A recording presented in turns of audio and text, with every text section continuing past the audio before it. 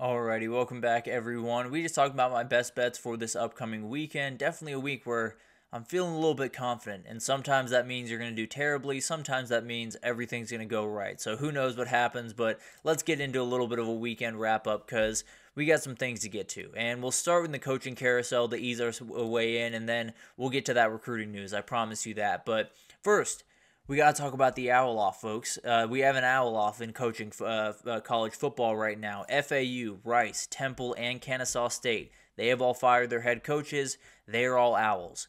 Every coach that gets hired from those four programs going forward, I want like a power ranking as we go throughout their years. I want to know who has the best winning record at their new program, who's doing the best, who is the biggest owl of the bunch. That's what I want to know over the next 5 years. But talking about a couple of guys that were let go from these universities.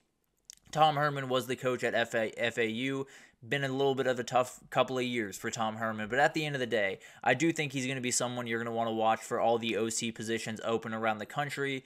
Oklahoma would be a very funny one. I won't argue with that, but definitely would be very interesting to see all that unfold. Definitely going to be a guy that has plenty of offers on the table if I had to imagine. For Temple, they did get rid of not Fran Brown. Why am I Stan Drayton, excuse me. Stan Drayton is who they got rid of over there at Temple. I promise you by Monday, by the end of the month at the very least, he will be a running back or run game coordinator somewhere. He's a very, very talented coach and one of those guys that he was at Texas when a lot of those great running backs rolled through, like Bijan Robinson, like Roschon Johnson, and he's absolutely going to get a call. I might be from the NFL level, to be totally honest. Really good at that level, and that's actually where Texas got him from, or actually Georgia Tech got him from back in the day. So it's going to be interesting to watch all of that unfold. He's a really, really talented coach. I have no doubts that both those guys will get jobs somewhere. I think Tom Herman's probably an OC at the college football level.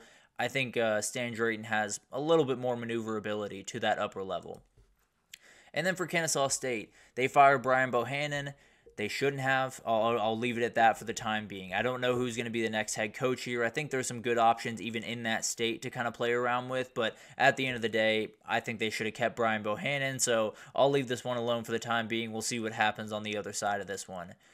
And then Mike Bloomgren, he got fired from Rice, and I do think he's another guy to watch for an OC job somewhere out there. So all these things considered, just be on the lookout next year. We will have an owl off, and if I need to keep track of the rankings, I'm more than happy to do that. But it's going to be really interesting to watch. More than anything, it's going to be fascinating to watch who takes these jobs. I've seen a couple of different people. FAU, I saw Charlie Weiss Jr., the offensive coordinator for Ole Miss, was on the table. So we'll see how many Power 4 coordinators want to go, because the state of the sport right now seems to be, if you keep your wagon hitched to a very big time program, or a very big time conference, excuse me, if you keep your wagon hitched to a very big time conference, you're in a very good position going forward as a coach. If you go to a smaller school, you're in a very interesting place with some of the financials that will have to happen around there. So we'll see what happens. Maybe Charlie Weiss will take that FAU job and get it back to where Lane Kiffin got it, his head coach right now. But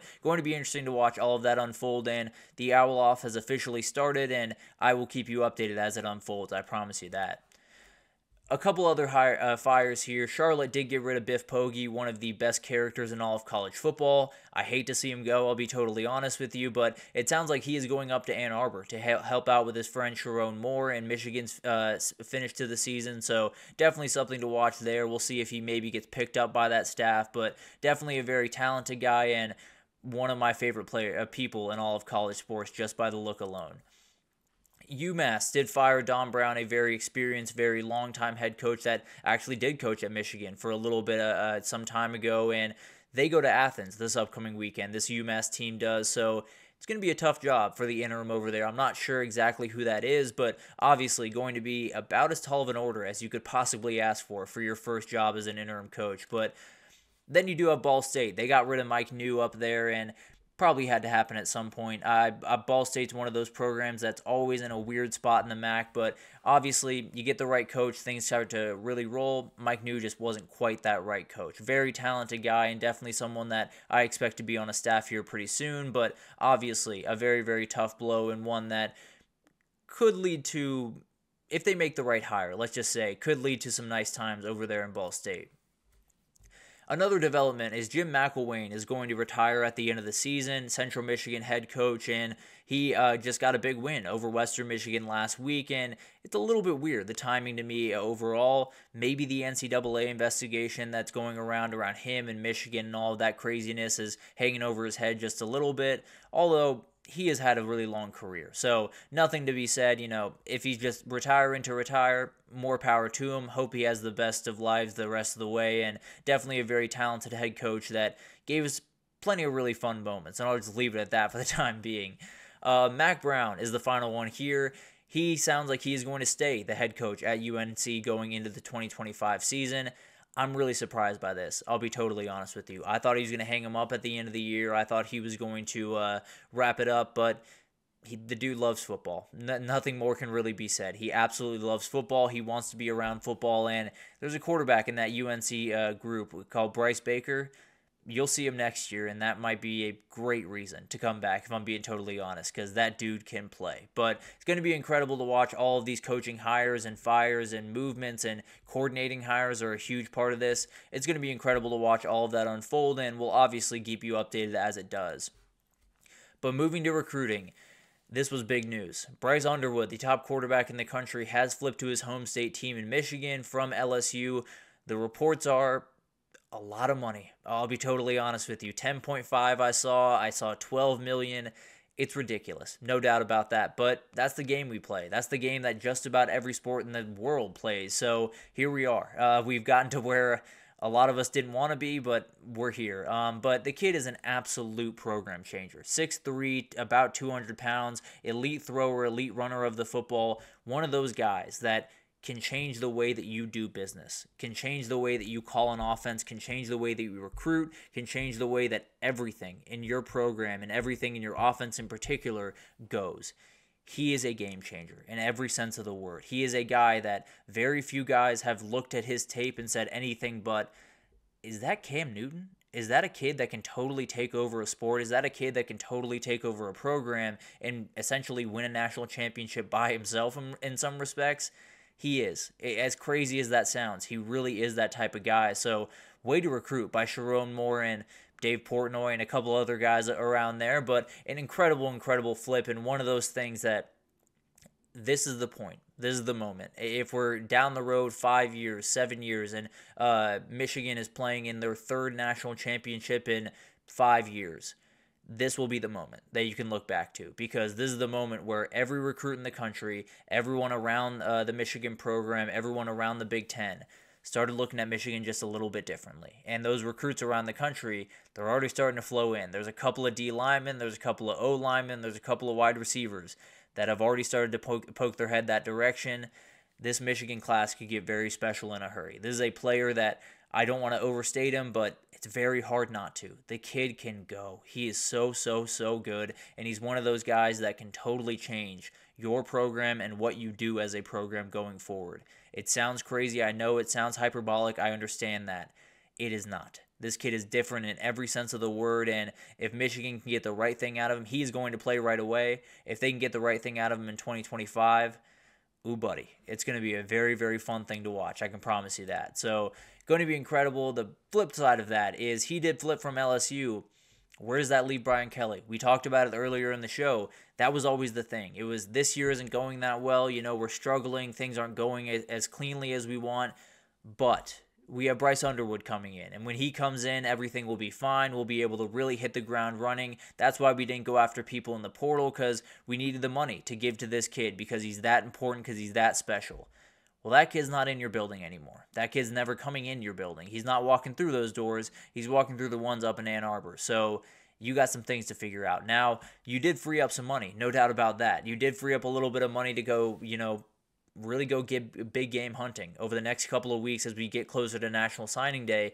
You got to execute. You got to do really good work, and if he doesn't, then the clock has started ticking on Brian Kelly at LSU. Now, I don't think they're going to fire him this offseason, because if you've seen that buyout, it's a hefty number, but at the end of the day, I think it might just be a time bomb at this point. I'll be totally honest. Now, obviously, all this can change over the next couple of weeks, but if the numbers that I saw around these NIL deals were accurate, I don't know if LSU can really compete in the NIL era the way that we thought they would. But obviously, still very much up in the air. A huge loss for this program. Still got time to kind of build it up over the next 2 weeks and make this a little bit less ugly as you go into it. But that was the guy. No two ways about that. Definitely a huge loss, and we'll see what happens going forward with that because Brian Kelly's job just got a little bit less secure.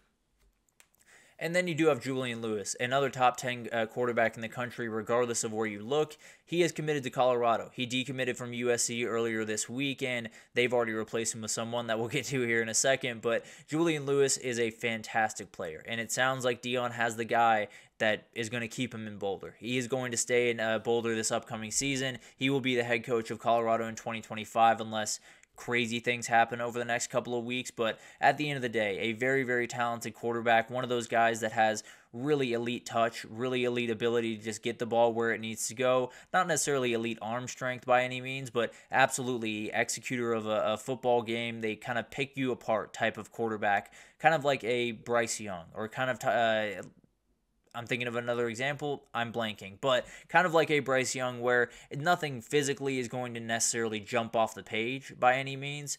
The ball's going to get where it needs to go more often than not, and really a lot of the time it's going to get where it needs to go. So I don't know if I have to assume he's going to be the starter right away if I had to imagine, but I don't know if he's fully ready. I do think there's going to be a learning curve at the next level. I do think he's going to play right away, but I do think there's going to be a little bit of a learning curve. And if that offensive line can take a little bit of a step forward, things get a little bit more interesting. But overall, very talented quarterback. But I think year 2 is probably where you're going to want to see him really, really flourish. That being said, he's taking over for a dude. Deion Sanders finally found the replacement for his son, Shedeur Sanders, and they're going to want him to hit the ground running. So a lot of pressure on him, no doubt about that, but it's a great place to be, and absolutely a team and a program that can really flip a switch going forward over the next couple of years.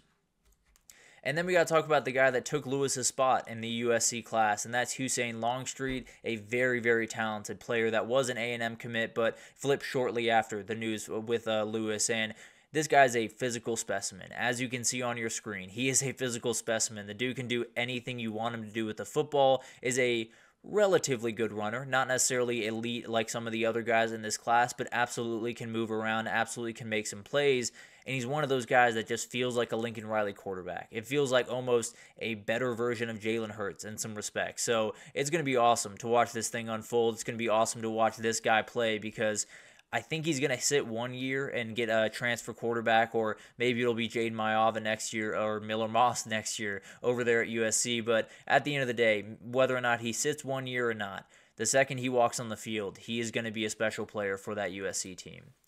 And then finally, one more flip just for fun. Kevin Speary, a very talented quarterback in the 2025 class, has flipped from Oklahoma to Florida State. A big-time win for Florida State. And to me, it has some very, very obvious signs that an OC hire is not too far away. Obviously, we'll likely wait till the end of the season, but there is a name in Brennan Marion that has been thrown around a lot. He's worked with Mike Norvell in a number of different places.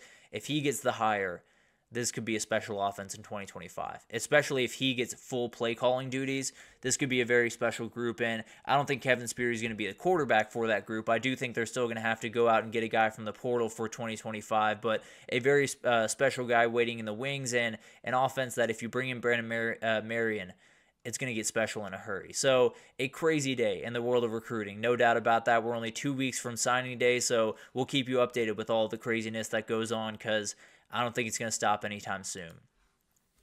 But we got to get to some injury updates really quickly here. For Ohio State, we do have an O-line update for you guys. Carson Hinsman is going to move from left guard to center, and then Austin Saraveld is going to move into that left guard position. I thought it might be Luke Montgomery. It is going to be Austin Saraveld, who played at points earlier in the year but got injured, found his way back, so going to be a huge part of this offense. And we'll see what happens with maybe they move it around again. Maybe Hinsman goes back to left guard. You have Donovan Jackson at left tackle, and then you bring in a younger center. Who knows what happens throughout this game, but that seems to be the way that they'll trot out on the first series, and we'll see what happens the rest of the way. For Indiana, you're relatively healthy. No two ways about that. Nothing big to report here, and no mysterious injury popping up for Curtis Rourke, which is very, very good news. No doubt about that. But Moving on to Notre Dame Army. For Notre Dame, the biggest thing is Howard Cross. He is still questionable for this game, is moving in the right direction, it seems, but we'll see if he's going to play. Probably going to be a game-time decision. Devin Ford as well, kind of in the same boat there. We'll see what happens there.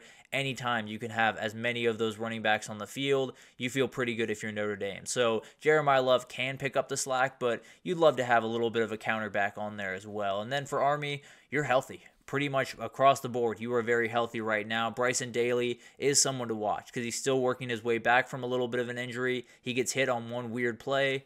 This thing could get a little bit interesting. So definitely something to watch there, but overall, Army is very healthy, probably as healthy as they've been in a couple of weeks here, and ready to hit the ground running on Saturday. And then a couple of little things. I was totally wrong about Henry Parrish. I thought he was coming back this week. He probably won't be back this entire year. There's so many different things happening around injuries and a million different things that it will slip my mind from time to time, so apologies for that. But Ole Miss does need a running back to step up. They need Rashad Amos or someone like that to step up in this spot, and obviously Ulysses Bentley will likely be the guy, but a lot of different things going on around there, so they're going to have to find the run game one way or the other against this Florida defense that playing really, really good against the run. And then the big news for Ole Miss, though, is Trey Harris will be back for this game. A huge, huge thing for that offense, and we'll see how big of an effect he can have, how close to 100% he is in this game. And then not an injury that we didn't know about before. We did know Quay Robinson was going to be out for the year.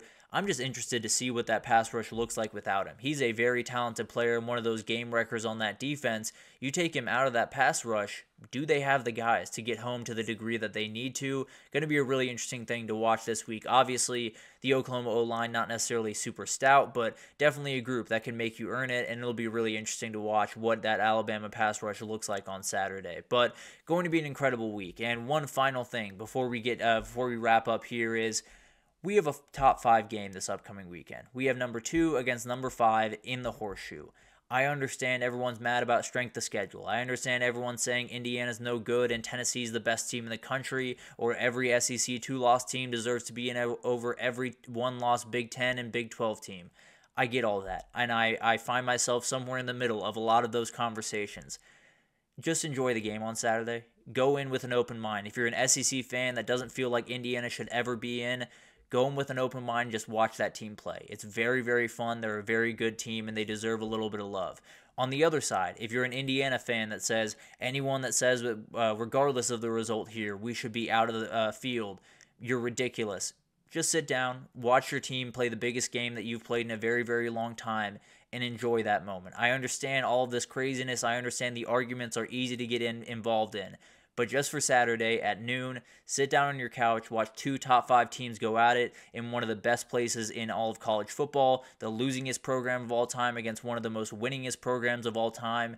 It's going to be special, and it could totally change the course of the Big 12 or Big 10 going forward. So a lot of different things can happen on Saturday, but let's just put all of the anger aside just for a couple hours on Saturday and appreciate what we're watching. 2 top 5 teams and one of the best venues in the country. That's about it. Enjoy the college football this weekend. But thank you once again for tuning in. That'll do it for this edition of the GSMC College Football Podcast presented by the GSMC Sports Network. Your support means a lot to us, so please remember to subscribe to the show, leave a positive review. It does make a huge difference. Also, follow us on Facebook, Twitter, TikTok, Instagram, all the social pages for all the content and updates you could possibly need. We got great people doing great work across every sport you could want. So anything in the world of sports you need, come on over to GSMC and we have you totally covered. But thank you once again for listening, and I will see you guys on Monday to break down what just has to be a crazy Week 13.